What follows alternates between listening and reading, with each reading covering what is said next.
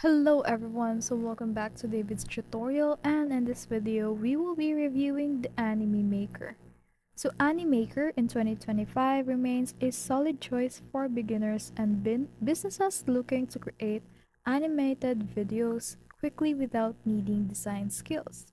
So it offers a drag and drop interface, thousands of templates and character customization, making it perfect for explainer videos, social media contents, and presentation. You can even create 2D animations, whiteboard videos, and even GIFs. Animaker also supports voiceover, auto lip syncs, and some stock assets.